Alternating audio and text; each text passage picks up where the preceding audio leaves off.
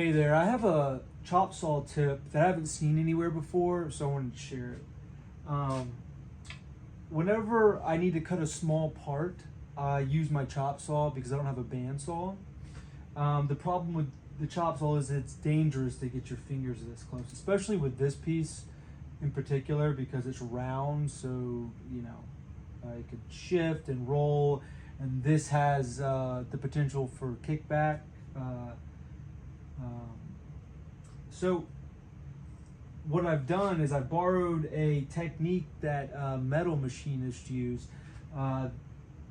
They call it a strap clamp, or I've heard it called a T-nut clamp. Sometimes they just call it a machinist clamp.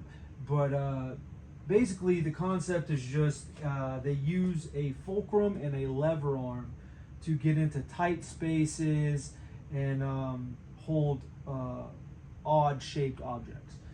So they start off with the fulcrum. I'm just using a block of wood. Actually, no, let me bring you in a little closer so you can see a little better.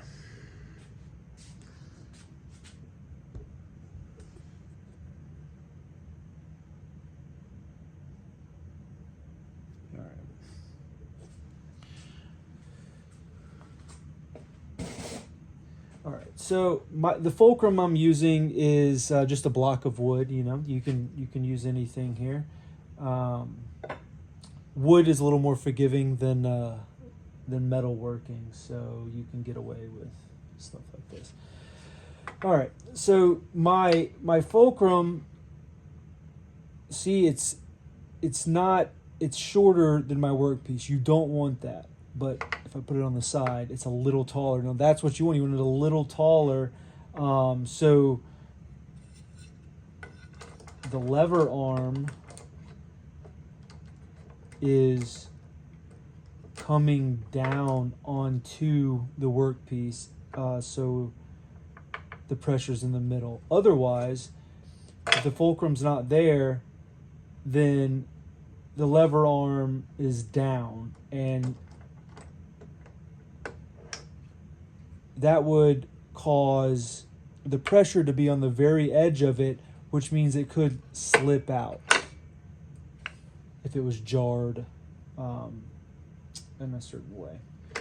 But yeah, let's go back to the correct way.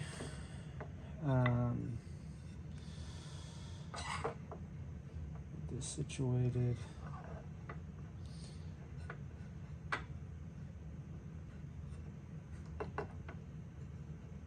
It is a little cumbersome, but what it lacks in setup speed, it makes up for in versatility. You can get this thing anywhere. You could use a smaller, slimmer lever arm. You could even use a metal one if you need to get in someplace really tight. Let me set this up, make sure my saw's in the right place. Obviously, the wood's great too, because if your blade hits it, it's not a big deal. And there is a potential, especially in this situation with the round workpiece, it could slip, and if I had a metal lever arm, then it could get thrown into the blade. All right. So the third piece to the puzzle is the pressure source. I'm using this automatic clamp. It has a slightly different mechanism than channel lock. It's got a wedge system in there, so it allows you. It can clamp tight on different heights without having to adjust it. It's a little too far.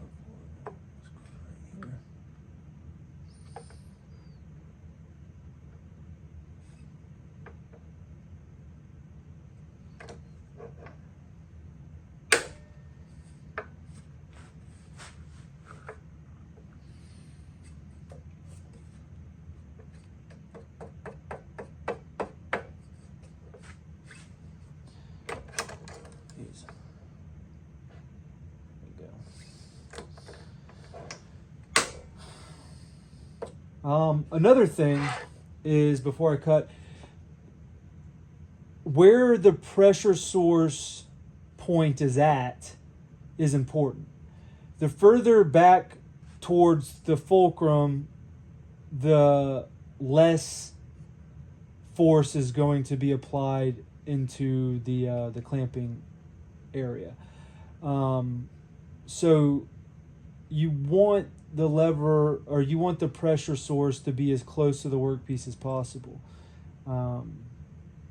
I actually, this automatic clamp, I have a larger one that can reach, but it's actually a little too big, so it gets in the way of the blade often.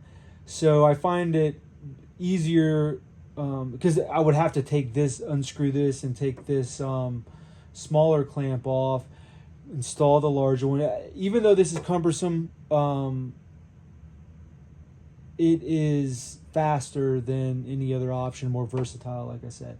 So I tend to use this method quite often. And once you get used to it, you have like your go-to fulcrum and lever arm, then it's not that bad. Also, my chop saw fence is can't really see it. Let me show you real quick before I do a cut. The standard fence isn't close enough to the blade to add any back support to the workpiece, so it would definitely kick out if I didn't have this sacrificial fence right here. So that is a big part of this clamping process. You need that fence, that stable fence, to press the workpiece up against. All right, let's get this set up again.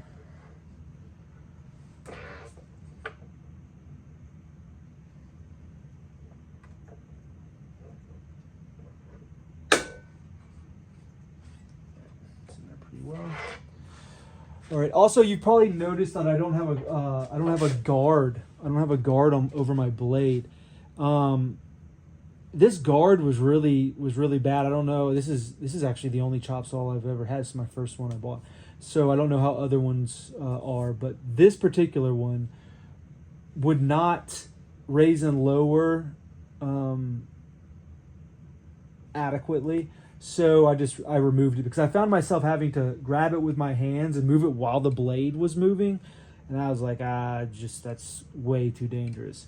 So that's initially why I bought this clamp right here, is because it's so fast. I don't mind clamping my work pieces every time I use them, and then I stand off to the side over here, and it puts me out of the way of any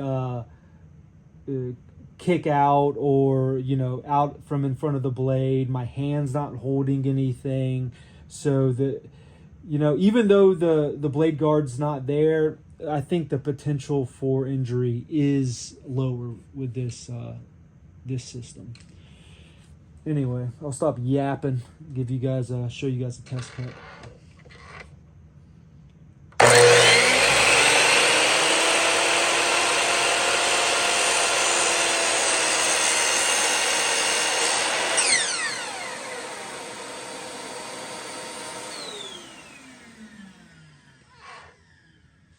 Check it out.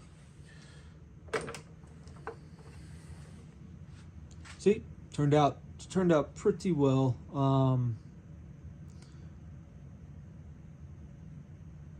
Yeah, I mean, these edges can be cleaned up really well.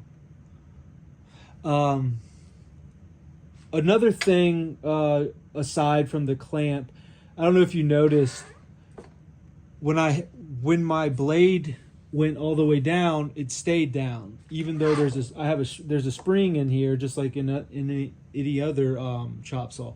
I tensioned the spring so it provided a small amount of tension to offset the weight of the saw, but not so much so that it brought it back up. I thought that my thinking is, you cut, and then you just leave it down until the blade stops spinning, because I know tools now have those like faster blade stops built in. This one does, and it'll spin for a minute. So I feel like that's a nice save. So yeah, I think that's all. Hope it helps.